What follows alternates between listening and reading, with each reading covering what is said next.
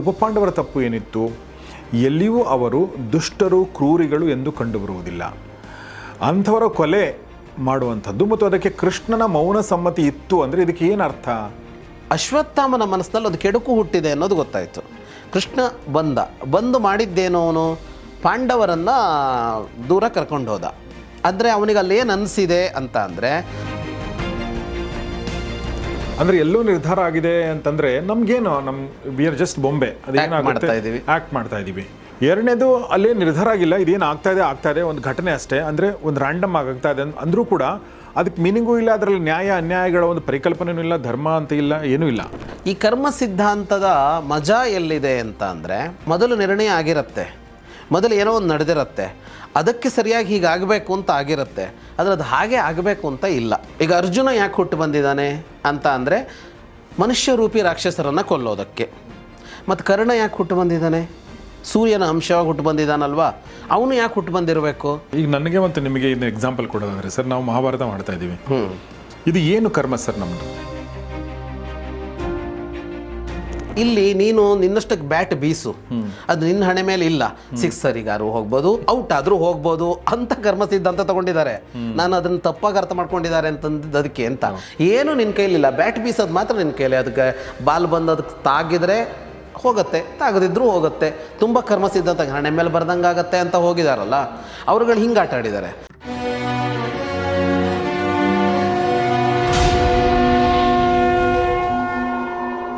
ದೃಷ್ಟುದ್ಯುಮ್ನ ಕೊಲೆ. ದೃಷ್ಟುದ್ಯುಮ್ನ ಅಂದರೆ ನಮ್ಮ ಈ ಕಡೆ ಪಾಂಡವರ ಸೇನಾಧಿಪತಿ, ದ್ರೌಪದಿಯ ಅಣ್ಣ. ಆತನ ಕೊಲೆ ದ್ರೋಣ ವಧೆಯ ಪ್ರತಿಕಾರ ಅಥವಾ ದ್ರೋಣರನ್ನು ಅಧರ್ಮದಿಂದ ಕೊಂದಿದ್ದರ ಸೇಡು ಅಂತ ನಾವು ಅಂದ್ಕೊಳ್ಬಹುದು. ಆದರೆ ಉಪಪಾಂಡವರ ತಪ್ಪು ಏನಿತ್ತು ಅನ್ನೋದು ಪ್ರಶ್ನೆ. ಇಲ್ಲಿ ಏನಂದರೆ ಈ ಪ್ರಶ್ನೆ ಕೇಳಿರೋದು ಅವರು ಅಶ್ವತ್ಥಾಮ ಏನು ನರಸಂಹಾರ ಮಾಡ್ತಾನೆ, ಒಂದು ರಕ್ತರಾತ್ರಿ ನಡೆಯುತ್ತೆ, ಆ ಒಂದು ಎಪಿಸೋಡಿಗೆ ಸಂಬಂಧಪಟ್ಟಂತೆ ಪ್ರಶ್ನೆ ನಿಮಗೆ ನೆನಪಿದೆ ಅಂತ ಅನ್ಕೋತೀನಿ. ಅಂದರೆ ಉಪಪಾಂಡವರ ವಧೆ ಆಗ್ತಾರಲ್ಲ, ಅದ್ರ ಬಗ್ಗೆ ಕೇಳಿರುವಂಥದ್ದು. ಸೊ ಅಂದರೆ ದೃಷ್ಟುದ್ಯುಮ್ನ ಸತ್ತದ್ದು ಓಕೆ ಒಂದು ಹಂತಕ್ಕೆ, ಯಾಕೆಂದರೆ ಆದ ತಪ್ಪು ಮಾಡ್ದ ಅಥವಾ ಅಧರ್ಮದ ಕೊಲೆ ಮಾಡಿದಾನೆ ಅಂತ ಅಂದ್ಕೊಂಡ್ರೆ ಅದು ಓಕೆ ಅಂತ ಅನ್ಕೋಬೋದು. ಆದರೆ ಉಪಪಾಂಡವರ ತಪ್ಪು ಏನಿತ್ತು? ಎಲ್ಲಿಯೂ ಅವರು ದುಷ್ಟರು ಕ್ರೂರಿಗಳು ಎಂದು ಕಂಡುಬರುವುದಿಲ್ಲ. ಮೊದಲನೇದು ದುಷ್ಟರು ಅಲ್ಲ, ಕ್ರೂರಿಗಳು ಅಲ್ಲ. ಎರಡನೇದು ಇನ್ನೂ ಯುವಕರು, ಮುಗ್ಧರು ಮತ್ತು ಬಾಳಿ ಬದುಕಬೇಕಾದವರು. ಅಂಥವರ ಕೊಲೆ ಮಾಡುವಂಥದ್ದು ಮತ್ತು ಅದಕ್ಕೆ ಕೃಷ್ಣನ ಮೌನ ಸಮ್ಮತಿ ಇತ್ತು ಅಂದರೆ ಇದಕ್ಕೆ ಏನು ಅರ್ಥ? ನಿಷ್ಪಾಪಿ ದ್ರೌಪದಿಗೂ ಇದರಿಂದ ಮತ್ತಷ್ಟು ನರಳಾಟವಾಯಿತು. ಇದನ್ನು ಹೇಗೆ ಸಮರ್ಥಿಸುವುದು ಅನ್ನೋದು ಅವ್ರ ಮೊದಲನೇ ಪ್ರಶ್ನೆ. ಅಂದರೆ ಹೌ ಯು ವಿಲ್ ಡಿಫೆಂಡ್ ಉಪಪಾಂಡವರ ಕೊಲೆ, ಹೇಗೆ ಅದನ್ನು ಹೆಂಗೆ ನಾವು ಸಮರ್ಥಿಸೋದು ಅನ್ನೋದು ಮೊದಲನೇ ಪ್ರಶ್ನೆ. ಅವರೇ ಅದಕ್ಕೆ ಒಂದು 2 ಆಪ್ಷನ್ ಕೊಟ್ಟಿದ್ದಾರೆ, ಈ ಥರ ಇರ್ಬೋದಾ ಅಂಥೇಳಿ. ಇದೆಲ್ಲ ದೇವಾಸುರ ಸಂಗ್ರಾಮ, ದೇವ ಮತ್ತು ಅಸುರರ ಮಧ್ಯೆ ಸಂಗ್ರಾಮ ಮೊದಲೇ ಬೇರೊಂದು ಲೋಕದಲ್ಲಿ ನಿರ್ಧಾರ ಆಗಿತ್ತು. ಸೊ ಅಲ್ಲಿ ಅಂದರೆ ಉಪಪಾಂಡವರ ಕೊಲೆ ಅಥವಾ ವಧೆ ಕೂಡ ಅಲ್ಲೇ ನಿರ್ಧಾರ ಆಗಿತ್ತು. ಅಂದರೆ ಎಲ್ಲೋ ಪೂರ್ವ ನಿರ್ಧಾರಿತವಾದ ಪ್ಲಾಟ್ ಇಲ್ಲಿ ಘಟಿಸ್ತಾ ಇದೆ. ಆದ್ದರಿಂದ ಇಡೀ ಮಹಾಭಾರತ ನಮ್ಮ ಬದುಕಿಗೆ ಹೇಗೆ ಪ್ರಸ್ತುತ ಆಗುತ್ತೆ ಅನ್ನೋದು ಅವರ ಮೊದಲನೇ ಪ್ರಶ್ನೆ. ಎರಡನೇ ಪ್ರಶ್ನೆ, ಇವೆರಡೂ ಅಲ್ಲ ಅಂದರೆ ಬದುಕು ಒಂದು ರ್ಯಾಂಡಮ್ ಪ್ರಕ್ರಿಯೆ, ಬದುಕಿಗೆ ಅರ್ಥ ಇಲ್ಲ ಅಂತ, ಯಾವುದಕ್ಕೂ ಅರ್ಥ ಇಲ್ಲ, ಇದು ಈ ಹೊತ್ತಿನ ಅನುಭವ ಅಷ್ಟೇ ಅಲ್ಲವೇ? ಈ ಪ್ರಶ್ನೆಗೆ ವಿದ್ವಾನ್ ಜಗದೀಶ್ ಶರ್ಮಾ ಸರ್ ಅವರ ಉತ್ತರ ಏನು ಅನ್ನೋ ಕುತೂಹಲ ಇದೆ. ನನಗೂ ಕೂಡ ಕುತೂಹಲ ಇದೆ. ಭಾಳ ಗಂಭೀರವಾದ ಪ್ರಶ್ನೆ ಅದು. ಒಟ್ಟು ಬದುಕು ಪೂರ್ವ ನಿರ್ಧಾರಿತವೇ, ತನ್ನಷ್ಟಕ್ಕೆ ಘಟಿಸ್ತಾ ಹೋಗುತ್ತಾ? ಅದು ಈ ಕ್ಷಣದಲ್ಲಿ ಏನೋ ಆಯಿತು, ಅದೇ ರ್ಯಾಂಡಮ್ ಪ್ರಕ್ರಿಯೆ ಅಂತ ಹೇಳಿದಾರಲ್ಲ, ಹಾಗೆ ನಡ್ಕೊಂಡು ಹೋಗುತ್ತಾ, ಇಲ್ಲ ಎಲ್ಲವೂ ಪ್ರೀಪ್ಲ್ಯಾಂಡಾಗಿ ಆಗ್ತಾ ಇರುತ್ತಾ ಅನ್ನುವ ಒಂದು ತಾತ್ವಿಕತೆಯ ಹಿನ್ನೆಲೆಯಲ್ಲಿ ಈ ಪ್ರಶ್ನೆ ಬರ್ತಾ ಇದೆ. ಈಗ ದೃಷ್ಟದ್ಯುಮ್ನನ್ನ ಎಲ್ಲೂ ನೋಡಿ ಸರ್, ಸಾರಿ, ಅಂದರೆ ಎಲ್ಲೋ ನಿರ್ಧಾರ ಆಗಿದೆ ಅಂತಂದರೆ ನಮಗೇನು we are just Bombay, act ಮಾಡ್ತಾ ಇದ್ದೀವಿ. ಎರಡನೇದು ಅಲ್ಲೇ ನಿರ್ಧಾರ ಆಗಿಲ್ಲ, ಇದೇನು ಆಗ್ತಾ ಇದೆ ಒಂದು ಘಟನೆ ಅಷ್ಟೇ, ಅಂದರೆ ಒಂದು ರ್ಯಾಂಡಮ್ ಆಗ್ತಾ ಇದೆ ಅಂದರೂ ಕೂಡ ಅದಕ್ಕೆ ಮೀನಿಂಗೂ ಇಲ್ಲ, ಅದರಲ್ಲಿ ನ್ಯಾಯ ಅನ್ಯಾಯಗಳ ಒಂದು ಪರಿಕಲ್ಪನೆಯೂ ಇಲ್ಲ, ಧರ್ಮ ಅಂತ ಇಲ್ಲ, ಏನೂ ಇಲ್ಲ, ಯಾರು ಬೇಕಾದರೂ ಏನು ಬೇಕಾದರೂ ಆಗಬಹುದು ಅನ್ನೋ ಥರ. ಸೊ ಅವಾಗಲೂ ಅದು ಅಪ್ರಸ್ತುತ ಆಗುತ್ತೆ ಅನ್ನೋದು. ಎರಡರಲ್ಲೂ ಬದುಕು ನಿಸ್ಸಾರ. ಎಸ್, ಹಾಂ, ಬದುಕು ನಿಸ್ಸಾರ. Correct. ಈಗ ನಾನು ಅಭಿನಯ ಮಾಡ್ತಾ ಇದ್ದೀನಿ ಅಂತಂದಾಗ ನಾನು ಅದನ್ನು ಎಷ್ಟು ಎಂಜಾಯ್ ಮಾಡೋಕೆ ಸಾಧ್ಯ ಆಗುತ್ತೆ? ನನ್ನ ಬದುಕನ್ನು ನಾನು ಎಂಜಾಯ್ ಮಾಡ್ತೀನಿ. ನಾನು ಬದುಕನ್ನು ಅಭಿನಯಿಸ್ತಾ ಇದ್ದೀನಿ ಅಂದರೆ ನನಗದು ಸಂತೋಷ ಅಲ್ಲ. ಅದು ಒಂದು. ಎರಡನೇದು ಏನಾಗತ್ತೋ ಏನೋ ಆಗ್ತಾ ಇರುತ್ತೆ ಅಂತಂದರೆ ಅದು ನಿಸ್ಸಾರನೇ ಆಯಿತು. ಹಾಗಾಗಿ ಅದು ಎರಡರಲ್ಲೂ ಅಂದರೆ ಆ ಎರಡೂ ಪ್ರಶ್ನೆಗಳು ಚೆನ್ನಾಗೇ ಇವೆ. ದೃಷ್ಟದ್ಯುಮ್ನ ಅಂತ ಬಂದಾಗ ದೃಷ್ಟದ್ಯುಮ್ನನ ಸಾವಿಗೆ ಒಂದು ಇದಿದೆ ಅಂತ ಹೇಳ್ತಾರೆ ಅವರು, ಲಾಜಿಕ್ ಇದೆ. ಅಂದರೆ ತಪ್ಪು ಮಾಡಿದ್ದಾನೆ, ಅಧರ್ಮದಿಂದ ದ್ರೋಣರನ್ನು ಕೊಂದಿದ್ದಾನೆ, ಅದಕ್ಕೆ ಅವನು ಪ್ರತೀಕಾರ ತಗೊಂಡಿದ್ದಾನೆ, ಅಥವಾ ದೃಷ್ಟದ್ಯುಮ್ನದು ಒಂದು ಕರ್ಮ ಇದೆ, ಆ ಕರ್ಮಕ್ಕೆ ಅವನು ಫಲ ಅನುಭವಿಸಿದ. ಹಾಗಾಗಿ ಅಲ್ಲಿ ಸಮಸ್ಯೆ ಇಲ್ಲ. ಈಗ ಬಂದಿರೋದು ಈ 5 ಜನ ಯಾರು, ಈ 5 ಜನ ಯಾರು, ಅಲ್ಲಿ ಈ 5 ಜನ ಯಾಕೆ ಸತ್ರು ಅಂತ ಕೇಳಿದ ಪ್ರಶ್ನೆಗೆ ನಾನೇನು ಉತ್ತರ ಕೊಡ್ತೀನಿ ಅನ್ನೋದನ್ನು ಅವರು ಮುಗಿಸ್ಕೊಂಡ್ಬಿಟ್ಟಿದ್ದಾರೆ. ಅದನ್ನ ಇಲ್ಲ, ಅವರು ಇಲ್ಲಿ ರಾಕ್ಷಸರೆಲ್ಲ ಹುಟ್ಟು ಬಂದರು. ಮಹಾಭಾರತದಲ್ಲಿ ಇದೆಯಲ್ಲ, ವ್ಯಾಸರು ಹೇಳ್ತಾ ಇರೋದು, ರಾಕ್ಷಸರುಗಳೆಲ್ಲ ರಾಜಕುಮಾರರಾಗಿ ಹುಟ್ಟು ಬಂದಾಗ, ರಾಜರ ಮನೆಗಳಲ್ಲಿ ಹುಟ್ಟು ಬಂದು ರಾಜರುಗಳಾದಾಗ ದೇವತೆಗಳೆಲ್ಲ ಮತ್ತು ರಾಜರ ಮನೆಗಳಲ್ಲಿ ಹುಟ್ಕೊಂಡ್ಬಂದರು. ಹಾಗೆ ಹುಟ್ಟಿ ಬಂದವರು ಉಪಪಾಂಡವರು. ಅವರ ಹುಟ್ಟಿನ ಉದ್ದೇಶವೇ ಈ ಒಂದು ಯುದ್ಧ ಮಾಡೋದಾಗಿತ್ತು, ಅಷ್ಟಕ್ಕಾಗಿ ಇತ್ತು ಅಂತಂದಾಗ ಪ್ರೀ ಪ್ಲ್ಯಾಂಡ್ ಅಂತಾಯಿತು. ಇಲ್ಲೊಂದೇನೋ ನಡೀತಾ ಇದೆ ಅಂತಾಯಿತು ಅಂತ. ಹಾಗಾಗಿ ಆ ಉತ್ತರವನ್ನು ಅಲ್ಲಿ ಕೊಡೋಕೆ ಬರಲ್ಲ ಅಂತ. ಹಾಗಿದ್ರೆ ಏನು ಇದು ಅಂತ, ಹಾಗಿದ್ರೆ ಬದುಕೇನು ಅಂತ. ವಾಸ್ತವವಾಗಿ ಬದುಕು ಅಂತ ಅನ್ನೋದು ಅದು ಪೂರ್ವ ನಿರ್ಧಾರಿತವೂ ಹೌದು, ಮತ್ತು ಈಗ ನಿರ್ಧರಿಸಿ ಅದನ್ನು ಹೇಗೆ ಬೇಕೋ ಹಾಗೆ ಕಟ್ಟಿಕೊಳ್ಳಬೇಕಾದದ್ದು ಹೌದು ಅಂತ. ಹೀಗಂದರೆ ಎರಡರಲ್ಲಿ ಒಂದಾಗಿರಬೇಕಲ್ವ, ಇದು ಎರಡು ಹೆಂಗಾಗತ್ತೆ ಅಂತ ಬರುತ್ತೆ. ಈಗ ಇಡೀ ಕರ್ಮ ಸಿದ್ಧಾಂತ ಇದೆಯಲ್ಲ, ಬಹಳ ತಪ್ಪಾಗಿ ವ್ಯಾಖ್ಯಾನಿಸಲ್ಪಟ್ಟದ್ದು ಭಾರತದಲ್ಲಿ ಕರ್ಮ ಸಿದ್ಧಾಂತ.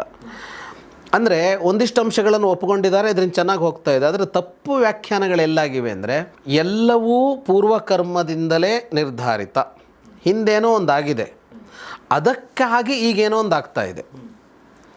ಈಗೇನು ಆಗ್ತಾ ಇದೆಯೋ ಅದಕ್ಕೆ ಯಾವ ಬೆಲೆಯೂ ಇಲ್ಲ. ಅಂದರೆ ಇದಕ್ಕೊಂದು ಸ್ವತಂತ್ರತೆ ಇಲ್ಲ ಈಗ ನಡೀತಾ ಇರೋದಕ್ಕೆ. ಹಿಂದಾಗಿದ್ದಕ್ಕೊಂದು ಪ್ರತಿಕ್ರಿಯೆ ನಡೀತಾ ಇದೆ ಅಂತ. ಹೀಗೆ ನಡಿಬೇಕು ಕೂಡ. ಅದನ್ನು ನೀವೇನೂ ಮಾಡೋಕ್ಕಾಗಲ್ಲ, ಅದು ಹಾಗೆ ನಡ್ಕೊಂಡು ಹೋಗೋದು ಅಂತ ಕರ್ಮ ಸಿದ್ಧಾಂತವನ್ನು ಅರ್ಥ ಮಾಡ್ಕೊಂಡಿರೋದಿದೆ. ಆದರೆ ವಾಸ್ತವವಾಗಿ ಹಾಗಲ್ಲ. ಇವತ್ತೇನು ನಡೀತಾ ಇದೆಯೋ ಅದಕ್ಕೆ ಹಿಂದೆ ಏನೋ ನಡೆದಿತ್ತು. ಈಗ ಉದಾಹರಣೆಗೆ ಅಲ್ಲಿಗೆ ಮಹಾಭಾರತಕ್ಕೆ ಅಂತ ಬಂದರೆ, ಇವರುಗಳು ಹುಟ್ಟುಕೊಂಡ್ರು, ಇವರುಗಳು ಹುಟ್ಟಿದಾಗ ಇವರನ್ನು ಕೊಲ್ಲೋದಕ್ಕೆ ಅಂತ ಅವರುಗಳು ಹುಟ್ಟಬೇಕು ಅಂತ ಅಲ್ಲೊಂದು ನಿರ್ಣಯ ಆಯಿತು. ಆ ನಿರ್ಣಯದ ಫಲವಾಗಿ ಇವರು ಹುಟ್ಟುಕೊಂಡ್ರು. ಇವರ ಹುಟ್ಟು ಅನ್ನೋದು ಪ್ರತಿಕ್ರಿಯೆ ಹೊರತು ಕ್ರಿಯೆ ಅಲ್ಲ ಅಂತ ಅಂದಾಗ, ನಿಮಗೆ ಹಿಂದೆ ನಡೆದಿದ್ದರ ಕಾರಣಕ್ಕಾಗಿ ಈಗೇನು ನಡೀತಾ ಇದೆ ಅಂತ ಆಯಿತು. ಆಗ ಎಲ್ಲವೂ ಪೂರ್ವ ನಿರ್ಧಾರಿತ ಅಂತ ಆಯಿತು. ಈ ಕರ್ಮ ಸಿದ್ಧಾಂತದ ಮಜಾ ಎಲ್ಲಿದೆ ಅಂತ ಅಂದರೆ ಬದುಕಿರೋದೇ ಹಾಗೆ. ಮೊದಲು ನಿರ್ಣಯ ಆಗಿರುತ್ತೆ, ಮೊದಲು ಏನೋ ಒಂದು ನಡೆದಿರುತ್ತೆ, ಅದಕ್ಕೆ ಸರಿಯಾಗಿ ಹೀಗಾಗಬೇಕು ಅಂತ ಆಗಿರುತ್ತೆ, ಆದರೆ ಅದು ಹಾಗೆ ಆಗಬೇಕು ಅಂತ ಇಲ್ಲ ಅನ್ನುವಲ್ಲಿ ಬದುಕು ಸೊಗಸಾಗತ್ತೆ. ಬದುಕಿನ ಸ್ವಾರಸ್ಯ ಅಲ್ಲಿ ಹುಟ್ಕೊಳ್ಳುತ್ತೆ. ಏನು ಅಂದರೆ, ಅದು ಅಲ್ಲದ್ದನ್ನು ನಾವು ಈಗ ಸೃಷ್ಟಿ ಮಾಡ್ಕೊಳ್ಳೋದಕ್ಕೆ ಸಾಧ್ಯ ಇದೆ ಅಂತ. ಅದಲ್ಲದ್ದನ್ನು ನಾವು ಈಗ ಮಾಡ್ಕೊಳ್ಳೋಕೆ ಸಾಧ್ಯ ಇದೆ. ಅದಕ್ಕೆ ಸಿಲುಕಿಕೊಂಡು ಹಾಗೆ ಹೋಗೋದಕ್ಕೂ ಸಾಧ್ಯ ಇದೆ, ಅದಲ್ಲದನ್ನು ಸೃಷ್ಟಿ ಮಾಡ್ಕೊಳ್ಳೋದಕ್ಕೂ ಸಾಧ್ಯ ಇದೆ ಅಂತ ಅನ್ನೋದು ಇವತ್ತಿನ ವಿಷಯ ಅಂತ. ಈಗ ಕರ್ಣ ಹುಟ್ಟು ಬಂದನಲ್ಲ, ಈಗ ಅರ್ಜುನ ಯಾಕೆ ಹುಟ್ಟು ಬಂದಿದ್ದಾನೆ ಅಂತ ಅಂದರೆ ಮನುಷ್ಯ ರೂಪಿ ರಾಕ್ಷಸರನ್ನು ಕೊಲ್ಲೋದಕ್ಕೆ.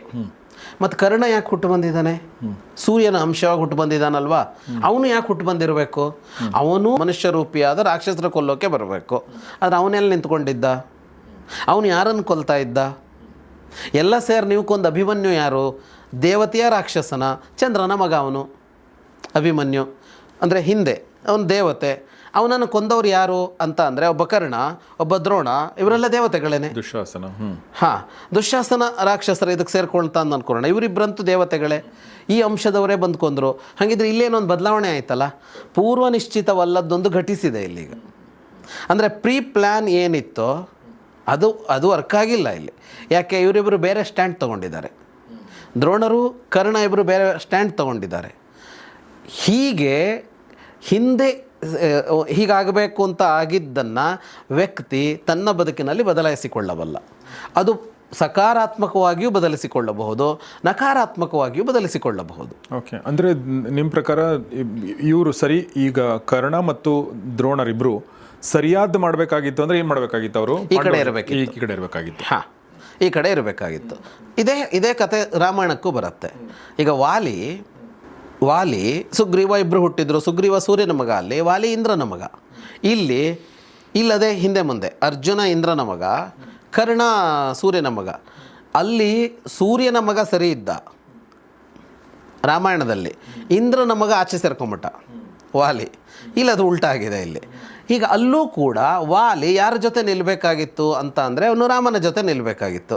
ಅವನು ರಾಮನ ಜೊತೆ ನಿಲ್ಲಿಲ್ಲ, ಅವನು ರಾವಣನ ಗೆಳೆಯಾಗಿದ್ದ ಅವನು.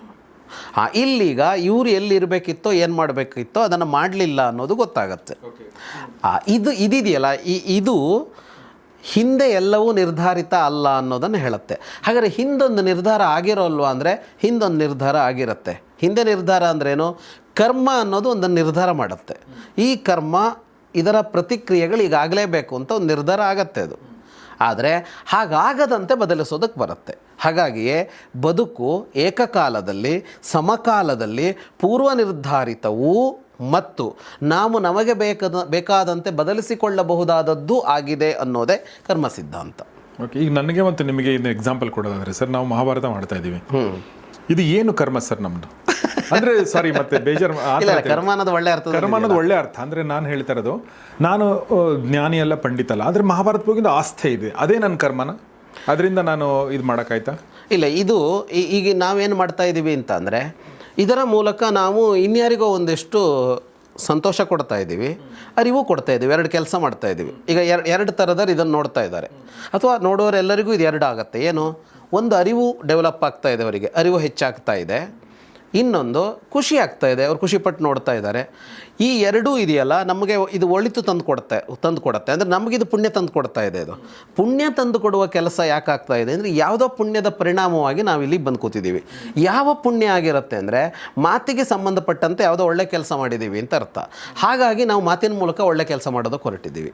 ಮಾತಿನ ಅಂದರೆ ಸರ್, ಅಂದರೆ ಈಗ ಮಾತಿನ ಮೂಲಕ ನಾವು ಕೆಡುಕು ಮಾಡ್ಬೋದು, ಒಳ್ಳೆಯದು ಮಾಡ್ಬೋದು. ಯಾರಿಗಾದರೂ ಯಾರು ಬೈಬೋದು, ಮಾತಿನ ಮೂಲಕ ಯಾರನ್ನು ಹಿಂಸಿಸಿರಬಹುದು, ನಿಂದಿಸಬಹುದು, ಅಥವಾ ಯಾರದ್ದು ಬಗ್ಗೆನ ಇನ್ಯಾರಿಗೋ ಹಚ್ಚಾಕಿ ಕೊಟ್ಟು ಅವನಿಗೆ ಸಿಗಬೇಕಾದ ಅವಕಾಶನೋ ಏನೋ ಅದೆಲ್ಲ ಇಲ್ಲದೆ ಇದ್ದಂಗೆ ಮಾಡ್ಬೋದು. ಆದರೆ ಅದ್ರ ಬದಲು ಒಬ್ಬನ ಬಗ್ಗೆ ಒಳ್ಳೆ ಮಾತು ಹೇಳಿ ಅವನಿಗೊಂದು ಅವಕಾಶ ಕೊಡಿಸ್ಬೋದು, ಅಥವಾ ಅವನಿಗೊಂದು ಪ್ರೇರಣಾದಾಯಕವಾದ ಮಾತು ಹೇಳಿ ಅವನನ್ನು ಖುಷಿಪಡಿಸಿರ್ಬೋದು. ಪ್ರೀತಿಯಿಂದ ಯಾರನ್ನೋ ಮಾತಾಡಿಸಿ ಅವರಿಗೊಂದು ಸಮಾಧಾನ ಸಿಗೋಂಗೆ ಮಾಡಿರ್ಬೋದು. ಯಾರೋ ದುಃಖದಲ್ಲಿದ್ದಾಗ ಇದು ಮಾಡಿರ್ಬೋದು, ಈ ಹಸಾಂತನ ಹೇಳಿರ್ಬೋದು. ಆ ಕೆಲಸ ಮಾಡಿರ್ತೀವಿ. ಆ ಪುಣ್ಯದ ಫಲವಾಗಿ ನಮ್ಮ ಮಾತು ಒಳ್ಳೆ ಕೆಲಸಕ್ಕೆ ಬಳಕೆ ಆಗೋಂಗೆ ಆಗುತ್ತೆ ಇವತ್ತು. ಅಂದ್ರೆ ಒಳ್ಳೆ ಕೆಲಸ ಮಾಡಿದೀವಿ, ಒಟ್ಟಿನಲ್ಲಿ ಒಳ್ಳೆ ಕೆಲಸ ಖಂಡಿತ ಮಾಡಿದ್ದೀವಿ. ಇಷ್ಟು ಜನ ಖುಷಿ ಪಡ್ತಾರಲ್ಲ, ಅದೇ ಅದು ಬೇರೆದು ಬೇಡ. ಈಗ ಅವ್ರಿಗೇನೋ ಗೊತ್ತಿರಲಿಲ್ಲ, ನಾವೇನೋ ದೊಡ್ಡ ನಾಲೆಜ್ ಡೆವಲಪ್ ಮಾಡಿದ್ದೀವಿ ಅಂತೆಲ್ಲ ಏನು ಕಿರೀಟ ಹೊತ್ಕೊಳ್ಳೋದು ಬೇಡ ನಾವು. ಆದರೆ ಖುಷಿ ಪಟ್ಟು ನೋಡ್ತಾರೆ. ಅವ್ರೇನದು ಸ್ಕೂಲ್ ಟೆಕ್ಸ್ಟು ಅನ್ನೋ ಥರ ಎಕ್ಸಾಮ್ ಇದೆ ಅಂತ ನೋಡ್ತಾ ಇಲ್ವಲ್ಲ, ಇಷ್ಟಪಟ್ಟು ಬಂದು ನೋಡ್ತಾರೆ. ಅಂದರೆ ಇಷ್ಟಪಡುವಂತೆ ನಾವೇನೋ ಒಂದು ಮಾಡಿದ್ದೀವಲ್ಲ, ಹಾಗಾಗಿ ಒಳ್ಳೆ ಕೆಲಸ ಮಾಡಿದ್ದೀವಿ ನಾವು ಅಂತ ಇದಾಗಿದೆ ಇಲ್ಲಿ. ಸರ್, ಈಗ ನಮಗೆ ಮಾತಾಡೋಕೆ ಬರುತ್ತೆ, ಮಾತು ಒಂದು ಮಟ್ಟಿಗೆ ಚೆನ್ನಾಗಿ ಆಡೋಕ್ಕೂ ಬರುತ್ತೆ, ನಿಮಗೂ ಬರುತ್ತೆ, ನನಗೂ ಬರುತ್ತೆ. ಅಂದರೆ ಜನಕ್ಕೆ ರಂಜನೆ ಸಿಗೋ ಥರ ನಾವು ನಮ್ಮನ್ನು ಮಾತನ್ನು ಬಳಸೋಕೆ ಬರುತ್ತೆ. ಈ ಮಾತನ್ನು ನಾವು ಹೆಂಗೂ ಬಳಸ್ಬೋದಿತ್ತು, ಹೆಂಗೂ ಬಳಸ್ಬೋದಿತ್ತು. ಚೆನ್ನಾಗಿ ಮಾತಾಡೋರೆಲ್ಲ ಜನಕ್ಕೆ ಖುಷಿ ಕೊಡ್ತಾರೆ ಅಂತ ಹೊರಗಡೆ ಏನೂ ಇಲ್ಲ. ಚೆನ್ನಾಗಿ ಮಾತಾಡೋರು ಜನರಿಗೆ ಒಳ್ಳೇದು ಮಾಡ್ತಾರಂತನೂ ಇಲ್ಲ.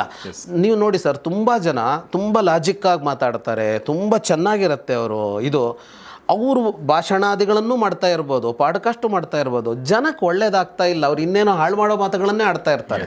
ಎಷ್ಟೋ ಜನ, ನಾನು ಯಾವುದೋ ಸಿದ್ಧಾಂತಕ್ಕೆ ಮಾತಾಡ್ತಾ ಇಲ್ಲ, ಅವ್ರುಗಳು ಇರ್ಬೋದು. ಅಂದರೆ ಯಾವುದಕ್ಕೆ ಬಳಸಬೇಕು ಅನ್ನೋದು ನನ್ನ ಹತ್ರ ಉಳ್ಕೊಳತ್ತು. ಆದರೆ ನನಗೆ ಈ ಮಾತು ಬಂತಲ್ಲ, ಇಷ್ಟು ಚೆನ್ನಾಗಿ ಮಾತಾಡೋಕ್ಕೆ ನನಗೋ ನಿಮಗೋ ಬಂತಲ್ಲ, ಇದು ಪೂರ್ವ ಪುಣ್ಯ, ಇದು ಪ್ಲ್ಯಾನ್ ಆಗಿದೆ. ನಮಗೆ ಒಳ್ಳೆ ಮಾತುಗಾರಿಕೆ ಬರಬೇಕು ಅನ್ನೋದು ಪ್ಲ್ಯಾನ್ ಆಗಿದೆ. ಹೆಂಗೆ ಬಳಸ್ತೀವಿ ಅನ್ನೋದು ಮತ್ತೆ ನಮ್ಮ ಮೇಲೆ ನಿಂತ್ಕೊಂಡಿದೆ. ನಾವು ಮಹಾಭಾರತ ಮಾಡ್ತೀವಿ ಅಥವಾ ಇನ್ನೊಂದೇನಾದರೂ ಮಾಡ್ತೀವಿ, ಇನ್ನೊಂದೇನಾದರೂ ಒಳ್ಳೆ ಮಾತುಗಳನ್ನ ಹೇಳಿ ಅರಿವು ಮೂಡಿಸೋ ಪ್ರಯತ್ನ ಮಾಡ್ತೀವ, ಅಥವಾ ದಾರಿ ತಪ್ಪಿಸೋ ಕೆಲಸ ಮಾಡ್ತೀವ ಅನ್ನೋದು ನಮ್ಮ ಮೇಲಿರುತ್ತೆ. ಇದನ್ನು ಅವ್ರು ಏನು ಮಾಡಿಕೊಂಡ್ರು ಅನ್ನೋದ್ರ ಮೇಲೆ ಬದುಕು ರ್ಯಾಂಡಮ್ ಕೂಡ ಅಲ್ಲ, ಪ್ರೀ ಪ್ಲ್ಯಾಂಡ್ ಕೂಡ ಅಲ್ಲ ಅವರ ಪ್ರಶ್ನೆ ಇದೆಯಲ್ಲ, ಅದೆರಡರಲ್ಲೂ ಸೊಗಸು ಇರೋದು ಎಲ್ಲಿ ಅಂತ ಅಂದರೆ, ಯಾವುದಾದ್ರು ಇದರಲ್ಲಿ ಒಂದೇ ಆಗಿದ್ರೂ ಸೊಗಸು ಕಳ್ಕೊಂಡ್ಬಿಡ್ತಿತ್ತು ಬದುಕು ಸರ್. ಅಂದರೆ ಎಲ್ಲ ನಾವೇ ಮಾಡ್ಕೋಬೇಕು, ಹಳೇದ್ರದ್ದೇನೂ ಬರೋಲ್ಲ ಅಂತಂದ್ರೂ ಇದೊಂಥರ ಬವಣೆ ಆಗ್ಬಿಡ್ತಿತ್ತು. ಹಳೇದು ಒಂದಿಷ್ಟು ಇದೆ, ನಾವು ಒಂದಿಷ್ಟು ಮಾಡ್ಕೋಬೇಕು ಅಂತ. ಈಗ ನಮ್ಮ ಹಿರಿಯರು ಏನೋ ಒಂದಿಷ್ಟು ಕೊಟ್ಟಿದ್ದಾರೆ, ಅಷ್ಟು ಅವರೇ ಕೊಟ್ಟಿಲ್ಲ ನಮಗೆ ಬೇಕಾಗಿರೋ ಅಷ್ಟು. ನಾವು ಒಂದಿಷ್ಟು ಪರಿಶ್ರಮ ಹಾಕಬೇಕು. ಏನೂ ಕೊಟ್ಟೇ ಇಲ್ಲ ಅವರು. ಆವಾಗ ಎಲ್ಲಿಂದ ಅಂತ ಶುರು ಮಾಡೋದು, ಬೇಡ ಇದು ಅಂತ ಅನಿಸ್ಬಿಡತ್ತೆ ಅಲ್ವಾ. ಈಗ ನಮಗೇನಾಗಿದೆ, ಹಳೇದು ಒಂದಿಷ್ಟಿದೆ, ಈಗಿಂದು ನಾವು ಒಂದಿಷ್ಟು ಮಾಡೋದಕ್ಕಿದೆ. ಹಾಗಾಗಿ ಮುಂದೇನು ಅಂತ ಇದೆಯಲ್ಲ, ಮುಂದೇನು ಅನ್ನೋದು ನಿರ್ಣಯನೇ ಆಗೋಲ್ಲ ನಮ್ಮ ಬದುಕಿನಲ್ಲಿ. ಒಂದು ಹಳೇದ್ರ ಮೇಲೆ ನಿರ್ಣಯ ಆಗಬೇಕು, ಇಲ್ಲ ನನ್ನ ಇವತ್ತಿನ ಪ್ರಯತ್ನದ ಮೇಲೆ ನಿರ್ಣಯ ಆಗಬೇಕು. ಈ ಎರಡೂ ಕೆಲಸ ಮಾಡೋದ್ರಿಂದಾಗಿ ನಾವು ನನ್ನ ಪ್ರತಿಯೊಬ್ಬನ ಮುಂದಿನ ಕ್ಷಣ ಕೂಡ ಅದು ಏನು ಅಂತ ಊಹೆ ಮಾಡೋದಕ್ಕಾಗಲ್ಲ ಅನ್ನೋ ಥರ ಆಗಿಬಿಡುತ್ತೆ. ಬಟ್ ಎಕ್ಸೈಟಿಂಗ್ ಆಗಿರುತ್ತೆ. ಆಮೇಲೆ ನಾವು ಎದುರು ನೋಡ್ತೀವಿ, ಯಾಕಂದ್ರೆ ನಮಗೆ ಒಳ್ಳೆ ನಿರೀಕ್ಷೆಗಳು ಹುಟ್ಟುತ್ತಾ ಹೋಗ್ತವೆ ನಮ್ಮ ಕ್ರಿಯೆಗಳಿಂದ. ನಾಳೆ ಇನ್ನೂ ಚೆನ್ನಾಗುತ್ತೆ, ಚೆನ್ನಾಗಿ ಮಾಡಬಹುದು ಅನ್ನೋದು. ಇದು ಅಂದರೆ ಕ್ರಿಕೆಟ್ ವಿರೋಧಿಗಳು ಬೇಸರ ಮಾಡ್ಕೋಬೇಡಿ, ಸೂಟ್ ಆಗುತ್ತೆ, ಅದನ್ನ ಕ್ರಿಕೆಟಿಗೆ ಬರ್ತೀವಿ. ಸರಿ, ಅವನು ಅತ್ಯುತ್ತಮ ಆಟಗಾರ, ತುಂಬ ಚೆನ್ನಾಗಿ ಬ್ಯಾಟಿಂಗ್ ಮಾಡ್ತಾನೆ. ಬ್ಯಾಟರ್ ಬಗ್ಗೆನೇ ಮಾತಾಡೋಣ ನಾವು. ಅವನು ಮುಂದಿನ ಬಾಲ್ಗೆ ಸಿಕ್ಸರು ಹೊಡಿಬೋದು, ಫೋರು ಹೊಡಿಬೋದು, ಔಟು ಆಗ್ಬೋದು, ಏನೂ ಆಗ್ಬೋದು, ಅಲ್ಲೇ ಕಟ್ ಮಾಡಿ ಒಂದು ಸಿಂಗಲ್ ರನ್ನು ಇಲ್ದಿದ್ದಂಗೂ ಮಾಡ್ಕೋಬೋದು. ಅವಕಾಶಗಳಷ್ಟು ಅವನ ಎದುರಿಗಿದೆ. ಎಷ್ಟೋ ಸಲ ಅವನು ಏನು ಸಿಕ್ಸರ್ ಹೊಡೆಯಬಹುದಾದ ಬಾಲಿಗೆ ಔಟ್ ಆಗಿರ್ತಾನೆ. ಅಂದರೆ ಅವ್ನು ಟಚ್ ಮಾಡಿದರೆ ಸಾಕು ಆಗುತ್ತೆ, ಅದ್ರ ಔಟ್ ಆಗಿರ್ತಾನೆ. ಒಳ್ಳೆ ಬಾಲು. ಕೆಟ್ಟ ಬಾಲಿಗೆ ಔಟ್ ಆದರೆ, ಕೆಟ್ಟ ಬಾಲ್ ಅಂದರೆ ಬ್ಯಾಟರ್ ಕಡೆ ಕೆಟ್ಟ ಬಾಲ್ ನಾನು ಹೇಳ್ತಾ ಇದ್ದೀನಿ, ಬೌಲರ್ ಕಡೆಗೆ ಅದು ಒಳ್ಳೆ ಬಾಲ್ ಆಗಿರುತ್ತೆ. ಬ್ಯಾಟರ್ ಕಡೆಯ ಕೆಟ್ಟ ಬಾಲಿಗೆ ಔಟ್ ಆದರೆ ಅದು ಅನಿವಾರ್ಯ. ಅಂದರೆ ಆ ಬಾಲ್ ಟಚ್ ಮಾಡಿದ್ರೂ ಔಟ್ ಆಗ್ತಾನೆ, ಟಚ್ ಮಾಡದಿದ್ರೂ ಔಟ್ ಆಗ್ತಾನೆ ಅನ್ನೋ ಥರದ್ದು ಒಂದು ಬಂದ್ಬಿಡುತ್ತೆ. ಮುಟ್ಟದೇ ಇದ್ರೆ ವಿಕೆಟ್ ಬೀಳುತ್ತೆ, ಮುಟ್ಟಿದ್ರೆ ಕ್ಯಾಚ್ ಹೋಗುತ್ತೆ ಅನ್ನೋ ಥರ ಬಾಲ್ ಬಿದ್ದಿರುತ್ತೆ. ಇದು ಅವನು ಏನೂ ಮಾಡೋಕ್ಕೆ ಬರದೇ ಇರೋದು. ಕೆಲವು ಸಲ ಹಂಗಿರಲ್ಲ, ಒಳ್ಳೇದು ಇನ್ನೊಂದು ಚೂರು ಫೋರ್ಸ್ ಕೊಟ್ಟಿದ್ರೆ ದಾಟ್ತಿತ್ತು ಬೌಂಡ್ರಿ, ದಾಟ್ಲಿಲ್ಲ. ಇಲ್ಲಿದೆ ಮಜಾ ಅಂತ. ಹಾಗಾಗಿ ಸಚಿನ್ ತೆಂಡೂಲ್ಕರ್ ಬಂದರು, ವೈಭವ್ ಸೂರ್ಯವಂಶಿ ಬಂದರು, ವಿರಾಟ್ ಕೊಹ್ಲಿ ಬಂದರು, ಮುಂದಿನ ಬಾಲಲ್ಲಿ ಔಟ್ ಆಗ್ತಾನ ಸಿಕ್ಸ್ ಹೊಡಿತಾನ ಅನ್ನೋದು ಅವನನ್ನೂ ಸೇರಿಸಿ ಜಗತ್ತಿಗೆ ಅದು ಅನೂಹ್ಯ, ಊಹೆ ಮಾಡಲಾಗದ್ದು. ಅದಕ್ಕೆ ಅದು ಬ್ಯೂಟಿಫುಲ್. ಅದಕ್ಕೆ ಅದು ಬ್ಯೂಟಿಫುಲ್ಲು. ಹೀಗೇ ಬದುಕಿದೆ ನಮ್ಮದು, ಬದುಕು ಹೀಗೇ ಇದೆ. ಹಂಗಂತ ಇಲ್ಲಿ ನೀನು ನಿನ್ನಷ್ಟಕ್ಕೆ ಬ್ಯಾಟ್ ಬೀಸು, ಅದು ನಿನ್ನ ಹಣೆ ಮೇಲೆ ಇಲ್ಲ. ಸಿಕ್ಸರಿಗಾರು ಹೋಗ್ಬೋದು, ಔಟ್ ಆದರೂ ಹೋಗ್ಬೋದು ಅಂತ ಕರ್ಮ ಸಿದ್ಧಾಂತ ತಗೊಂಡಿದ್ದಾರೆ. ನಾನು ಅದನ್ನು ತಪ್ಪಾಗಿ ಅರ್ಥ ಮಾಡ್ಕೊಂಡಿದ್ದಾರೆ ಅಂತಂದಿದ್ದು ಅದಕ್ಕೆ ಅಂತ. ಏನು ನಿನ್ನ ಕೈಲಿಲ್ಲ, ಬ್ಯಾಟ್ ಬೀಸೋದು ಮಾತ್ರ ನಿನ್ನ ಕೈಲಿ. ಅದಕ್ಕೆ ಬಾಲ್ ಬಂದು ಅದಕ್ಕೆ ತಾಗಿದ್ರೆ ಹೋಗುತ್ತೆ, ತಾಗದಿದ್ರೂ ಹೋಗುತ್ತೆ. ತುಂಬ ಕರ್ಮ ಸಿದ್ಧಾಂತ ಹಣೆ ಮೇಲೆ ಬರ್ದಂಗೆ ಆಗತ್ತೆ ಅಂತ ಹೋಗಿದಾರಲ್ಲ, ಅವ್ರುಗಳು ಹಿಂಗೆ ಆಟ ಆಡಿದ್ದಾರೆ. ಆದರೆ ಇಲ್ಲಿ ಹಂಗಿಲ್ಲ. ಅವನು ಹೆಂಗೆ ಆಡಬೇಕು ಅಂತ ಕಲ್ತಿದ್ದಾನೆ, ಈ ಬೌಲರ್ ಹೆಂಗೆ ಹಾಕ್ತಾನೆ ಅಂತ ಕಲ್ತಿದ್ದಾನೆ. ಎಷ್ಟು ಅದರಲ್ಲಿ ಸೂಕ್ಷ್ಮತೆ ಇರುತ್ತೆ ಅಂದರೆ, ಈ ಬಾಲ್ ಹಾಕಿದ ಮೇಲೆ ಅವನ ಸ್ಟ್ರಕ್ಚರಲ್ಲಿ ನೆಕ್ಸ್ಟ್ ಬಾಲ್ ಹೆಂಗೆ ಹಾಕ್ತಾನೆ ಅವನು, ಈ ಬಾಲನ್ನು ನಾನು ಸಿಕ್ಸ್ ಹೊಡೆದಿದ್ದರಿಂದಾಗಿ ಅವನು ಬೌನ್ಸ್ ಆಗ್ತಾನೆ ನೆಕ್ಸ್ಟು. ಇಷ್ಟು ಇವನ ತಲೆ ಒಳಗೆ ಓಡಬೇಕು. ಇದಿಷ್ಟನ್ನು ಕೋಚು ಟ್ರೈನಿಂಗ್ ಕೊಟ್ಟಿರ್ತಾನೆ. ಅಂದರೆ ಇಷ್ಟು ಇದೆ ಅಂತ. ಇಷ್ಟಾದ ಮೇಲೂ ಏನಾಗುತ್ತೆ ಅಂತ ಗೊತ್ತಿಲ್ಲ ಅಂತ ಒಂದಿದೆ. ಹಾಗಾಗಿ ಇದು ಪ್ರೀ ಪ್ಲ್ಯಾಂಡ್ ಮತ್ತು ರ್ಯಾಂಡಮ್ ಎರಡರ ಮಿಶ್ರಣ ಆಗಿ ಬದುಕು ಹೋಗ್ತಾ ಇರುತ್ತೆ. ಹಾಗಾಗಿ ಮಹಾಭಾರತದ ಸಂದೇಶ ಇದೇನೆ. ಮಹಾಭಾರತ ನಮ್ಗೆ ಹೆಂಗೆ ರಿಲೇಟ್ ಆಗುತ್ತೆ ಅಂತ ಅವ್ರ ಪ್ರಶ್ನೆ ಇದೆಯಲ್ಲ, ಮಹಾಭಾರತ ರಿಲೇಟ್ ಆಗೋದು ಹೀಗೇನೆ. ಅಲ್ಲಿ ಮಹಾಭಾರತ ಇದನ್ನೇ ಹೇಳ್ತಾ ಇದೆ. ಅಂದುಕೊಂಡ ಹಾಗೆ ಆಗಲಿಲ್ಲ ಅಂತ ಕೃಷ್ಣ ಕೂಡ ಅಂತ. ಈಗ ಕೃಷ್ಣನಿಗೆಲ್ಲ ಗೊತ್ತಿತ್ತು, ಕೃಷ್ಣ ಮಾಡ್ಬೋದಾಗಿತ್ತಲ್ಲ ಅಂದರೆ ಅವನಲ್ಲಿ ಮನುಷ್ಯನಾಗೇ ಒರೆಸ್ಕೊಂಡು ಹೋಗ್ತಾ ಇದ್ದಾನೆ. ಹಾಗಂತ ಅವನು ಎಷ್ಟೋ ಬೌದ್ಧಿಕ ಜಾಣ್ಮೆಯನ್ನು ಇನ್ನೇನನ್ನೋ ಇಟ್ಕೊಂಡಿದ್ದಾನೆ. ಅದನ್ನು ಇಟ್ಟುಕೊಂಡು ಕೆಲಸ ಮಾಡಿದ್ದಾನೆ. ದೈವಿಕತೆಯನ್ನು ಭಾಳ ಬಳಸಿಲ್ಲ ಅವನಲ್ಲಿ. ಬಳಸಿದರೆ ಅದೇ ಏನೂ ಆಗ್ಬೋದಾಗಿತ್ತು, ಯಾವ ಕೆಟ್ಟದ್ದು ಆಗದೆ ಇರ್ಬೋದಾಗಿತ್ತು. ಅಭಿಮನ್ಯು ಯಾಕೆ ಸತ್ತ, ಇನ್ನೊಂದು ಯಾಕೆ ಸತ್ತ ಅಂತ ಕೇಳ್ತಾ ಕೂರ್ಬೋದಾಗಿತ್ತು. ಆದರೆ ಅವನು ಪ್ರಯತ್ನ ಪಟ್ಟಿದ್ದಾನೆ. ಅಂದರೆ ಹಿಂಗಾಗದೇ ಇರೋ ಥರ ಪ್ರಯತ್ನಗಳನ್ನು ಪಟ್ಟಿದ್ದಾನೆ. ಅವನನ್ನು ಮೀರಾಗಿದೆ. ಈಗ ಅವನಿಗೇನು ಅನಿಸಿದೆ, ಅಶ್ವತ್ಥಾಮನ ಮನಸ್ಸಿನಲ್ಲಿ ಒಂದು ದುಷ್ಟ ಯೋಚನೆ ಹುಟ್ಟಿದೆ ಅಂತ ಅನ್ನೋದು ಕೃಷ್ಣನಿಗೆ ಅನುಭವಕ್ಕೆ ಬಂತು ಧೃತರಾಷ್ಟ್ರನ ಎದುರಿನಲ್ಲಿದ್ದಾಗ ಅಂತ ಬಂತು ಕಥೆಯಲ್ಲಿ. ಈಗ ಧೃತರಾಷ್ಟ್ರ ಗಾಂಧಾರಿಯರನ್ನು ಭೇಟಿ ಮಾಡುವಂಥ ಯುಧಿಷ್ಠಿರ ಕಳಿಸಿದ್ನಲ್ಲ, ತಾರು ಮುಖ ತೋರಿಸೋದಕ್ಕಿಂತ ಮೊದಲು ಒಂದ್ಸಲ ಅಂತ. ಅಲ್ಲಿ ಹೋದಾಗ ಇದ್ದಕ್ಕಿದ್ದ ಹಾಗೆ ಅಶ್ವತ್ಥಾಮನ ಮನಸ್ಸಿನಲ್ಲಿ ಒಂದು ಕೆಡುಕು ಹುಟ್ಟಿದೆ ಅನ್ನೋದು ಗೊತ್ತಾಯಿತು. ಕೃಷ್ಣ ಬಂದು ಮಾಡಿದ್ದೇನೋ, ಅವನು ಪಾಂಡವರನ್ನು ದೂರ ಕರ್ಕೊಂಡು ಹೋದ. ಅಂದರೆ ಅವನಿಗೆ ಅಲ್ಲೇನು ಅನಿಸಿದೆ ಅಂತ ಅಂದರೆ, ಪಾಂಡವರ ಮೇಲೆ ಏನೋ ಆಗತ್ತೆ ಅಂತ ಅನಿಸಿದೆ. ಉಪಪಾಂಡವರ ಮೇಲೆ, ದ್ರೌಪದಿಯ ಮಕ್ಕಳ ಮೇಲೆ ಏನಾಗುತ್ತೆ, ಅವ್ರ ಗುರಿ ಅಲ್ಲ ಯಾರಿಗೂ ಅಂತ ಅಲ್ವಾ. ಅವರು ಇಡೀ ಯುದ್ಧದಲ್ಲಿ 18 ದಿನದಲ್ಲಿ ಅವ್ರು ಯಾರಿಗೂ ಗುರಿ ಆಗಿರಲಿಲ್ಲ. ಅವ್ರು ಯುದ್ಧ ಮಾಡ್ತಾಯಿದ್ರು, ಯುದ್ಧನ ಎದುರಿಸ್ತಾ ಇದ್ರು. ಬಿಟ್ಟರೆ ಯಾರೇ ಒಬ್ಬನಿಗೂ ದ್ರೌಪದಿ 5 ಮಕ್ಕಳನ್ನು ಕೊಲ್ಲಬೇಕು ಅಂತ ಯಾರೂ ಅಂದ್ಕೊಳ್ಳಿಲ್ಲ ವಿರೋಧಿಗಳು. ಅವ್ರ ಆಹಾರವೇ ಅಲ್ಲ. ಯಾರು ಗುರಿ ಅಂದರೆ ಪಾಂಡವರ 5 ಜನವೇ ಗುರಿ ಆಗಿದ್ದು. ಈವನ್ ಅಭಿಮನ್ಯುವನ್ನು ಕೂಡ ಕೊಲ್ಲಬೇಕು ಅಂತೇನೋ ಅವರೇನು ಮೊದಲು ಯೋಚನೆ ಮಾಡ್ಕೊಂಡಿರಲಿಲ್ಲ. ಅವತ್ತು ಅವ್ರಿಗೆ ಅನಿವಾರ್ಯ ಆಗಿದೆ ಅಲ್ಲಿ. ಅಂದರೆ ಅವನು ಅವತ್ತು ಸೋಲ್ಸೇ ಬಿಡ್ತಿದ್ದ ಅನ್ನೋ ಹಂತ ಬಂದಾಗ ಕೊಂದಿದ್ದಾರೆ. ಹಾಗಾಗಿ ಕೃಷ್ಣನಿಗಲ್ಲಿ ಏನು ಅನಿಸಿದೆ ಅಂತ ಅಂದರೆ, ದ್ರೌಪದಿಯ ಮಕ್ಕಳನ್ನು ಕೊಲ್ಲುವ ಯಾವ ಇದು ಇಲ್ವಲ್ಲ, ಕಾರಣವೇ ಇಲ್ವಲ್ಲ ಅದಕ್ಕೆ ಅಂತ ಅನ್ನಿಸಿದೆ. ಹಾಗಾಗಿ ಅದೊಂದು ಅಚ್ಚರಿ ಕಾರಣ ಆಯಿತು. ಕೃಷ್ಣ ಪಾಂಡವರನ್ನು ಉಳಿಸಿದ, ದ್ರೌಪದಿಯ ಮಕ್ಕಳು ಹೋಗಿಬಿಟ್ರು ಅನ್ನೋ ತರಹ. ಅಥವಾ ಗೊತ್ತಿಲ್ಲ, ಅಲ್ಲಿ ಏನಾಗ್ತಾ ಇತ್ತು ಅಂತ ಹೇಳೋಕ್ಕಾಗಲ್ಲ. ಈಗ ಪಾಂಡವರಷ್ಟು ಜನ ಇದ್ದಿದ್ರೆ ಅಶ್ವತ್ಥಾಮನಿಗೆ ಏನು ಮಾಡೋದಕ್ಕೆ ಸಾಧ್ಯ ಆಗದೆ ಇದ್ದಿರಬಹುದು. ಆದರೆ ಅಶ್ವತ್ಥಾಮನಿಗೆ ಶಿವ ಅವನು ಬಂದು ಹಿಂದೆ ನಿಂತ್ಕೊಂಡಿದ್ದ ಅಂತ ಇದೆ. ಅದೇನು ಕೆಲಸ ಮಾಡುತ್ತೆ ಅಂತ ಒಂದು ಕೆಲಸ ಇದೆ. ಈಗ ಪಾಂಡವರು ಯಾರನ್ನು ಎದುರಿಸಬೇಕು? ಅಶ್ವತ್ಥಾಮನನ್ನು. ಅಶ್ವತ್ಥಾಮನಿಗೆ ವರ ಕೊಟ್ಟು ನಿಂತ ಶಿವನನ್ನು ಅಂತ ಬಂದಾಗ ಅಲ್ಲಿ ಏನೋ ಆಗ್ಬೋದಲ್ವ ಆಗ. ಹಾಗಾಗಿ ಅದು ಗೊತ್ತಿರಲಿಲ್ಲ ಏನಾಗತ್ತೆ ಅಂತ ಅನ್ನೋದು ಅಂತ. ಆದ್ದರಿಂದ ಪಾಂಡವರನ್ನು ಹೊರಗೆ ಕರ್ಕೊಂಡು ಹೋಗದೇ ಇದ್ದರೆ ಅದು ಏನಾಗ್ತಾ ಇತ್ತು ಅನ್ನೋದು ಒಂದು. ಎರಡನೆಯದ್ದು, ಪಾಂಡವರು ಹೊರಗಡೆ ಹೋಗದೇ ಇದ್ದಿದ್ದರೆ ದೃಷ್ಟದ್ಯುಮ್ನೂ ಉಳ್ಕೊಂಡ್ಬಿಡ್ತಿದ್ನೇನೋ. ದೃಷ್ಟದ್ಯುಮ್ನ ಉಳಿಬಾರ್ದಲ್ಲ. ಈಗ ದೃಷ್ಟದ್ಯುಮ್ನ ಸಮಸ್ಯೆ ಬೇರೆ. ಈಗ ನೀವು ಭಾಳ ಚೆನ್ನಾಗಿ ಹೇಳಿದ್ದೀರಿ, ಒಂದು ಬಾಂಬದು ಕೊಲ್ಲಕ್ಕೆ ಅಂತಲೇ ಹುಟ್ಟಿದ್ದು ಅಂತ.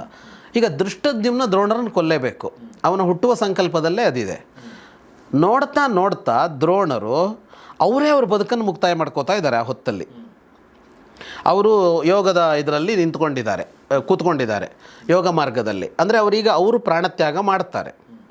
ಯೋಗದ ಮೂಲಕ ಬ್ರಹ್ಮರಂಧ್ರವನ್ನು ಸೀಳಿಕೊಂಡು ಜೀವ ಮೇಲೆ ಹೋಗುತ್ತೆ ಅಂತ ಸಾಧಕನಿಗೆ ಸಾಧ್ಯ ಇದೆ ಅದು ಅಂತ. ಹಾಗೆ ಮಾಡಿ ಅವರು ಅಲ್ಲಿ ತಮ್ಮ ಬದುಕನ್ನು ಮುಕ್ತಾಯಗೊಳಿಸ್ಕೊಳ್ತಾರೆ. ಮುಕ್ತಾಯಗೊಳಿಸಿಕೊಂಡಿದ್ದರೆ ಈ ದೃಷ್ಟದ್ಯುಮ್ನನ ಕಥೆ ಏನು? ದ್ರೋಣರು ಯಾವತ್ತೋ ಒಂದು ದಿವಸ ಸಾಯ್ತಿದ್ರು, ಹೇಗೆ ಇದ್ದರೂ ಸಾಯ್ತಾರೆ. ಇವನು ಕೊಲ್ಲಬೇಕು ಅಂತ ಒಂದಿದೆಯಲ್ಲ, ಇದು ದೃಷ್ಟದ್ಯುಮ್ನನ ಸಮಸ್ಯೆ. ಹಾಗಾಗಿ ಅವರು ಯಾವುದೇ ಸ್ಥಿತಿಯಲ್ಲಿದ್ದರೂ ಇವನು ಕೊಲ್ಲಬೇಕು. ಅವರು ಸಾಯುವ ಹೊತ್ತಿನಲ್ಲಿದ್ದರೂ ಇವನು ಕೊಲ್ಲಬೇಕು ಅನ್ನೋದು ಇವನ ಸಮಸ್ಯೆ. ಅದು ಕೊಂದ ಅಲ್ವಾ, ಕೊಂದ ಮೇಲೆ ದೃಷ್ಟದ್ಯುಮ್ನನ್ನು ಕೊಲ್ಲೋದು ಅನಿವಾರ್ಯ. ಅದು ಆ ಕರ್ಮಕ್ಕೆ ಒಂದು ಪ್ರತಿಕರ್ಮ ಪ್ರತಿಕ್ರಿಯೆ ಆಗಲೇಬೇಕು.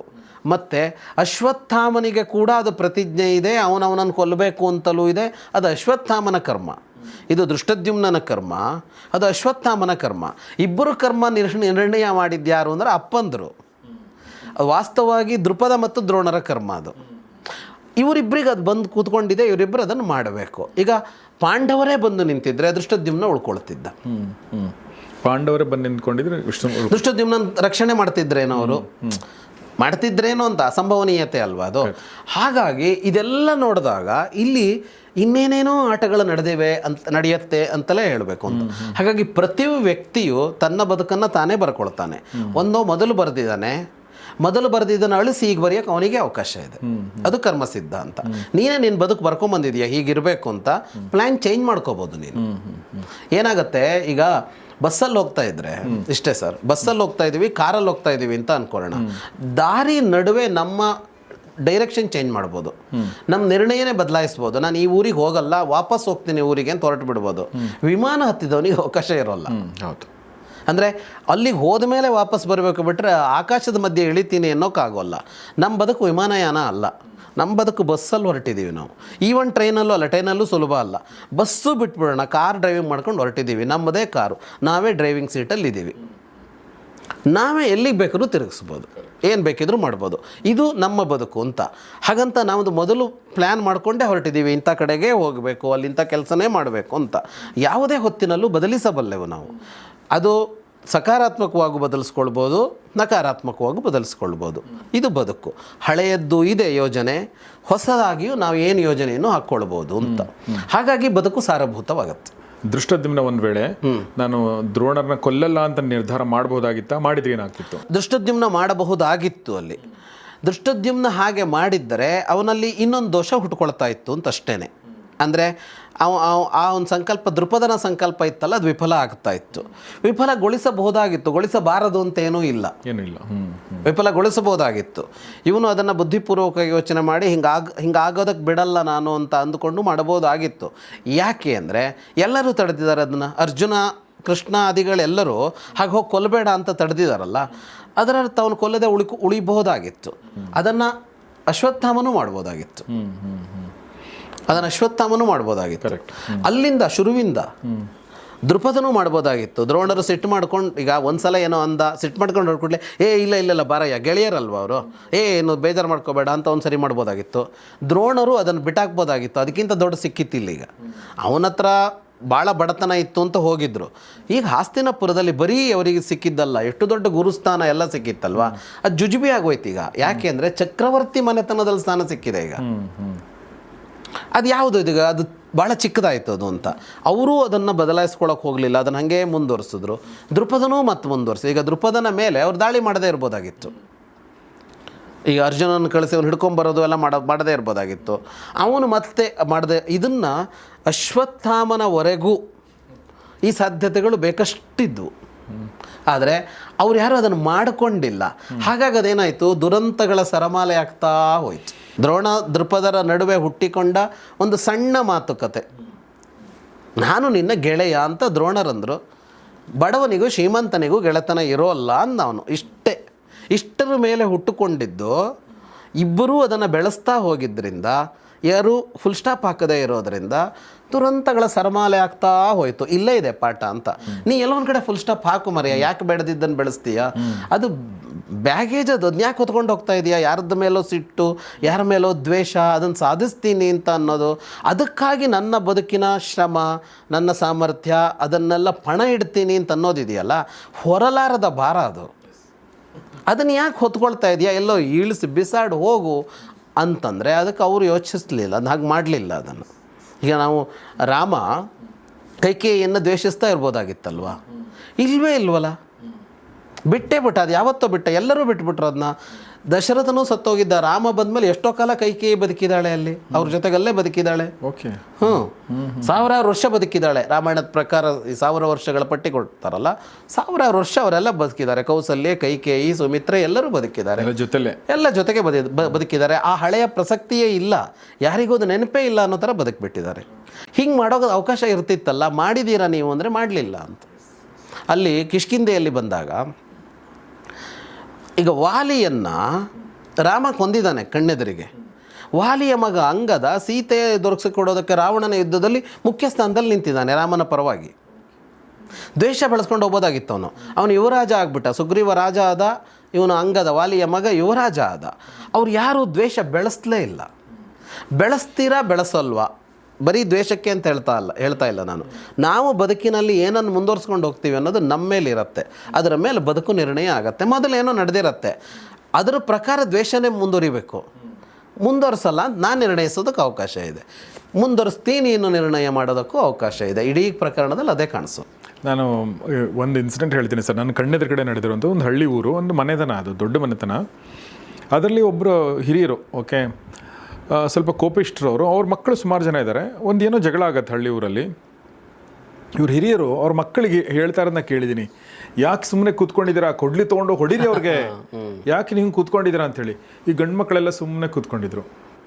ಇವರೆಲ್ಲ ಎಜುಕೇಟೆಡು, ಬುದ್ಧಿವಂತರು, ತಂದೆನ ಸಮಾಧಾನ ಮಾಡ್ತಾಯಿದ್ರು ಬಿಟ್ರೆ ಇವ್ರು ಹೋಗಿ ಹೊಡಿಲಿಲ್ಲ. ಓಕೆ, ಇದು ನನ್ನ ಕಣ್ಣೆದ್ರೆ ನಾನು ಚಿಕ್ಕವನಿದ್ದಾಗ ನಡೆದಂಥ ಒಂದು ಘಟನೆ. ಅಂದರೆ ಅವ್ರೇನಾದರೂ ಹೊಡೆದು ಬಿಟ್ಟಿದ್ರೆ ಅದು ತಲೆಮಾರು ಮುಂದುವರ್ಬಿಡ್ತಿತ್ತು. ಸರಿ, ಈಗ ವಾಪಸ್ ಮತ್ತೆ ನಾನು ಉಪಪಾಂಡವರಿಗೆ ಇದಕ್ಕೆ ಬರೋದಾದರೆ, ಸೊ ಇಲ್ಲಿ ಒಂದಷ್ಟು ಡಿಸೈಡ್ ಆಗಿದೆ, ಒಂದಷ್ಟು ಡಿಸೈಡ್ ಆಗಿಲ್ಲ ಅಂತ ಹೇಳಿದ್ರಲ್ಲ. ಇಲ್ಲಿ ಉಪಪಾಂಡವರ ಬದುಕು ಏನಿದೆ ಅದು ಅಬ್ರಪ್ಟಾಗಿ ಕೊನೆಗೊಂಡದ್ದು, ಅದು ಡಿಸೈಡ್ ಮಾಡಿ ಅಲ್ಲ, ಅದು ಆ ಕ್ಷಣಕ್ಕೆ ನಡೆದ ಘಟನೆ. ಅಲ್ಲಿ ಎರಡೂ ಇದೆ. ಒಂದು, ಇವರುಗಳು ಹುಟ್ಟಿ ಬರುವಾಗ ಒಂದು ಸಂಕಲ್ಪ ಇದ್ದಿರಬಹುದು, ಆದರೆ ಉಪಪಾಂಡವರ ವಿಷಯದಲ್ಲಿ ಅದು ಕಾಣಿಸಲ್ಲ. ಉದಾಹರಣೆಗೆ ಅಭಿಮನ್ಯುವಿನ ವಿಷಯದಲ್ಲಿ ಈಗ ಎಲ್ಲ ದೇವತೆಗಳು ತಮ್ಮ ಅಂಶವನ್ನು ಕೊಡಬೇಕಲ್ಲ, ಅವು ಅಂಶಗಳಾಗಿ ಹುಟ್ಟಿ ಬರಬೇಕಲ್ಲ. ಚಂದ್ರ ಹೇಳದಂತೆ ಮಗನಿಂದ ನಾನು ತುಂಬ ದೂರ ಇರೋಕ್ಕಾಗಲ್ಲ, ಹಂಗಾಗಿ ಹೆಚ್ಚು ಕಾಲ ಅವನು ಭೂಮಿಲಿ ಇರೋದು ಬೇಡ ಅಂತ ಹೇಳಿದ್ನಂತೆ. ಹಾಗಾಗಿ ಅಭಿಮನ್ಯು ಬೇಗ ಹೊರಟೋದ ಅನ್ನೋದಕ್ಕೆ ಒಂದು ಕಾರಣ ಕಾಣಿಸುತ್ತೆ. ಆದರೆ ಉಪಪಾಂಡವರ ವಿಷಯದಲ್ಲಿ ಇಂಥ ಯಾವ ಘಟನೆಯೂ ಕಾಣಿಸೋಲ್ಲ ಅಲ್ಲಿ. ಹಾಗಾಗಿ ಇದು ಬಹಳ ಪೂರ್ವ ನಿರ್ಧಾರಿತವಾದದ್ದು ಅಂತೇನೂ ಅನಿಸೋಲ್ಲ. ಮುಗೀತು ಅಷ್ಟೇ, ಮುಗಿದೋಯ್ತು ಅಷ್ಟೇ. ಈ ಇವರೆಲ್ಲರ ಹೊತ್ತಿನಲ್ಲಿ ಅವರು ಸಿಲುಕಿಕೊಂಡು ಬಿಟ್ರು. ಸೊ ಇವರೆಲ್ಲರ ಒಂದು ಜಂಜಾಟದಲ್ಲಿ ಅವರು ಸಿಲುಕೊಂಡು, ಅದೊಂದಿದೆ ಸರ್ ಇಲ್ಲಿ. ಏನು ಅಂತಂದ್ರೆ, ನಮ್ಮ ಸುತ್ತ ಇರುವವರ ಕರ್ಮಗಳು ಸೇರಿಸಿಯೇ ನಮ್ಮ ಬದುಕು ನಿರ್ಣಯ ಆಗತ್ತೆ. ಅದು ಹಳೆಯ ಕರ್ಮ ಅಂತಲ್ಲ, ಇವತ್ತಿನ ಕರ್ಮ ಕೂಡ ಅಂತ. ನಮ್ಮ ಸುತ್ತ ಇರೋರು ಎಷ್ಟು ಕೆಲಸ ಮಾಡ್ತಾರೆ, ಅವನು ಏನು ಯೋಚನೆ ಮಾಡ್ತಾರೆ, ಅದ್ರ ಮೇಲೆ ಅಲ್ವಾ. ಅದು ನಮ್ಮ ಬಾಸ್ ಇರ್ಬೋದು, ನಮ್ಮ ಅಸಿಸ್ಟೆಂಟ್ಗಳಿರ್ಬೋದು, ಗಂಡ ಹೆಂಡತಿ ಮಕ್ಕಳು ಫ್ರೆಂಡ್ಸು ಎಲ್ಲ ಸೇರಿ ಎಕ್ಸಾಕ್ಟ್ಲಿ ನಮ್ಮ ಬದುಕು ಬರೀ ನಮ್ಮ ಯೋಚನೆ ಮೇಲೆ ನಿರ್ಣಯ ಆಗಿರೋಲ್ಲ.